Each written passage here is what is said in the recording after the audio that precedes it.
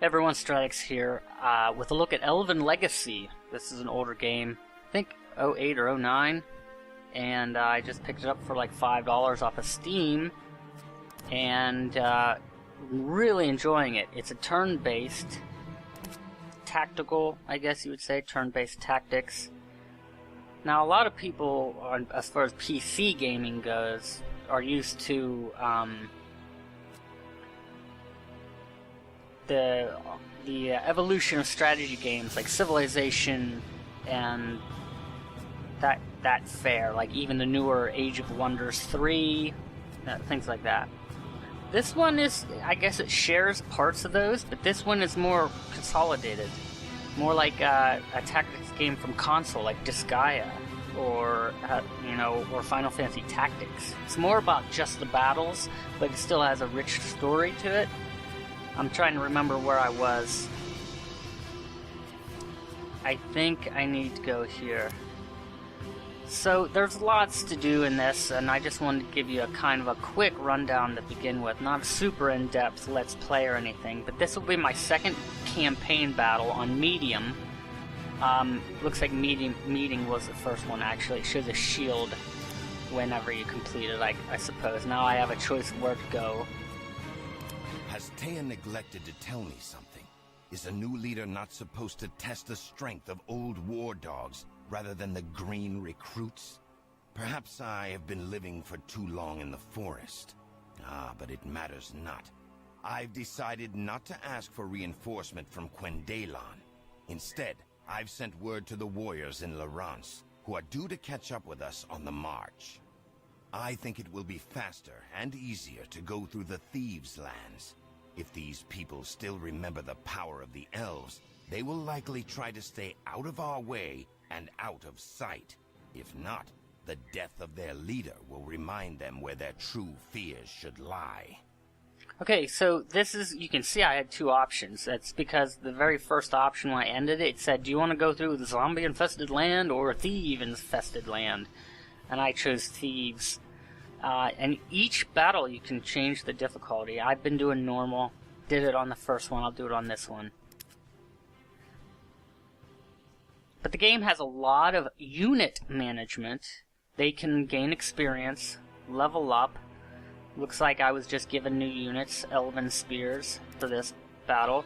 You can have people in your army and even in reserve. You can gain gold and then recruit more soldiers.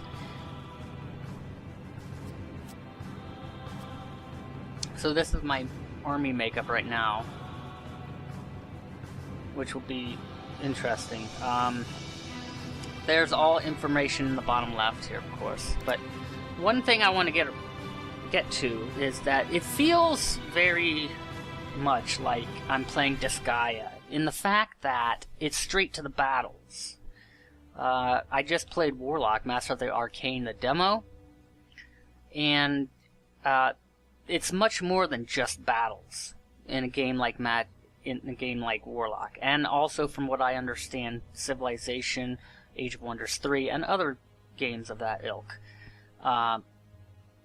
They're more than just the battles. They're managing cities and growing them and resources and a lot of stuff. This one, the battles are similar, the fighting and that, but it's more about just the fighting. One thing I love about this is the controls are actually really nice. You really have a lot of great control. I can right-click and move around and up and down. You can zoom in and out a fair ways. You can really zoom in. You can zoom out quite a bit. You can hold both mouse buttons or use the arrow keys or WASD and to scroll around like this. I use both mouse keys. It's just very pleasant control over everything. You always have some kind of a vantage point by zooming in and out and moving in total freedom, I call it. But this is the story is just fed right through and in between and during each battle. This is my second battle. I'm not even sure exactly what to do. I'm guessing that there we go. I had to click on the city, I guess, to see it, and Now, one thing, let me see if it shows this. Yeah, when you zoom in enough, I thought, and this is just a nice graphical touch. It's not super make or break the game, but it really is pleasant. When you zoom in, it will actually show the units. And if you zoom out far enough, it just shows one unit representing that force. So in this case, right here, the guy in the city is just one guy. He's a hero. And so even if I zoom in, let me try to zoom in here. Now I told you how awesome the controls are. Now it's being wonky on me. He is showing him shrunk down, but he is still just one guy. While these archers or spearmen or whatnot are over here, are actual made up of a bunch of different units. And you can click on the units. You can right click on them to get a little bit of information. So you're going to be managing troops. One of the fun things that seems to be going to be part of growing through the game as you advance is upgrading, is deciding who to upgrade, what special abilities to give them as they level up. You know, and just managing each of your units, and then deciding which ones to take into battle. So in that, I mean, all in all, again, I have to say, it just feels like I'm playing End Deployment. It just feels like that's what I'm doing wrong. I need to deploy. This is a flying ship, so it just feels like I'm playing something in the same vein or in the same box that like Disgaea would be in. You have all the math that's going to be taking place in this is terrain. There's going to be terrain effects. You know, there's going to be things like your range. The basics of that is like obviously archers can have the advantage shooting from a distance. There's advantages like that if you have a melee. If you have an archer next to a melee dude, and he gets attacked, your archer will automatically get a free hit on as some kind of defender bonus. So there's a lot of those little tactics governing how you play. And that's what it's all about. And then as I thought it was neat how the story is kind of seamlessly placed in with the battles. So if I come over here and say conquer a city, I might get some voice, and it's nice voiceover too. I might get a pop-up text and with voiceover to move the story along. And on top of that, there's let me just select all these troops and start moving and stuff. Oh, I got 2 ships. Remember that whoever bears arms against you, be they clad in the finest armor or clothed in farmer's garb, is your enemy. We have to pass these lands as quickly as we can. Okay, that's the kind of pop-up you're going to get whenever you trigger another event. And it seems to be like when you do things, when you just advance through the game, this darker area is basically a fog of war, and this is what it looks like in the game. So there could be enemy units right here in these hexes, and I won't see them because they're hidden by the fog of war. This dude looks like an enemy, so I can start, attacking him, especially with archers. I can be up to 1 hex away. So this is my hero. He's going to do a lot of damage. He does more damage to units. Now this is just going to the way one unit is being representative. But if I want to, I can zoom in to kind of watch a battle with all of the units, which is just fun. I mean, and the graphics are pleasing. Now, see, I did what's called broken, and it's sort of like a fear effect, and he'll run 1 hex away. So that's a tactical maneuver to pay attention to when you're playing the game. And I can still move with these guys. You can see anywhere in the green hexes I can move, so I could go ahead and move them up. Let me zoom out to get the And sky units can occupy, I don't know about friendly, but they can occupy the same hex as a bad guy. That's actually how you attack them. Actually, let's go ahead and do that. So let's move him over here. So I'm actually in the same hex. Oops. You can actually see I'm in the same hex. And then that's how I attack. Sort of like, drop the bomb. This should kill him. Blah. So, there. And that's, I'm not gonna go into the specifics. I just want to show you, give you a taste, whet your appetite, give you a taste of actually what this game is. And I'm very pleased with it. I mean, this is kind of what I so enjoyed about playing things like Disgaea and Final Fantasy Tactics. It was straight into the battles, but it still had a deep, rich story that advanced, and the battles got harder and harder.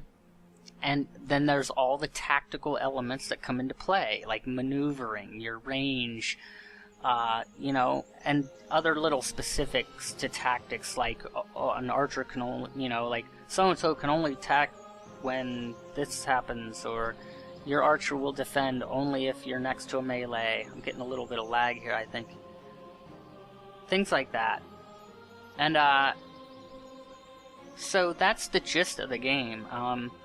Let me try to continue on here with my hero and uncover some fog of war.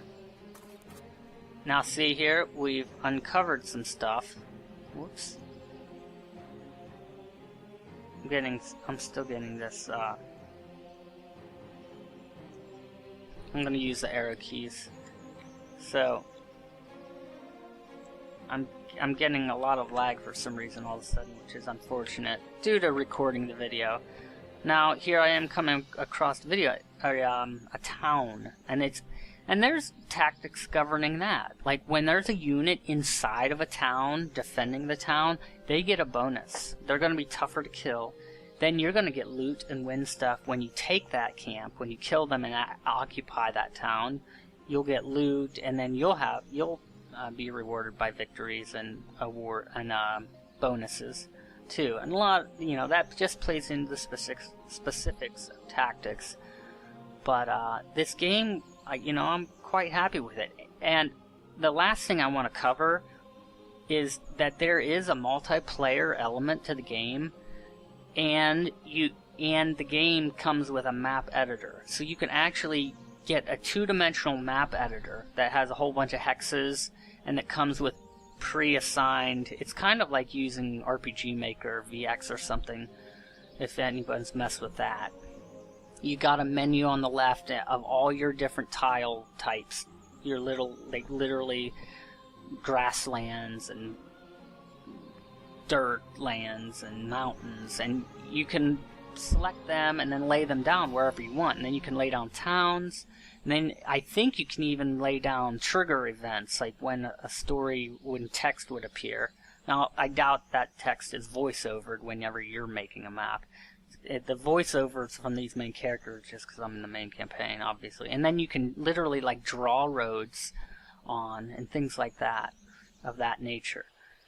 And then you could play multiplayer, which is kind of interesting, especially since I paid $5 and I got that. So I get a multiplayer and a map editor with this, on top of having a pretty cool looking game to play, which seems like a neat story to play through. So that's it for this video. I just wanted to show that and kind of cover the basics to really give you the gist of how it feels. This is not going to be Age of Wonders, obviously. It's not going to be Warlock or Civilization. This is the meat right here, what you're looking at. It's just going to be battle after battle after battle, like this, or like Final Fantasy Tactics was. And lots of rules, though, and I did hear it gets really hard, even if you've played on easy mode. But, you know, that's something I'll come across when I come across it. So that's a look at Elven Legacy, and there is lots of DLC, each costs about $5, and I'm going to stay frugal and pinch my pennies and resist, even though I really want to buy it. But I do have a feeling that even after I get well into the game, that eventually I'm going to crack and end up buying the DLC. It's to get other races, open up other maps, to get more story modes, basically to get more stories to play through. Overall, I think this is a really well-made game, and I'm sorry I waited so long to buy it, especially for $5. And with all the DLC, the graphics really seem to hold up, and this is the kind of game that really speaks to me. So, I'm gonna go play some more, and you can leave your comments and questions below the video. And I'll see you guys next time.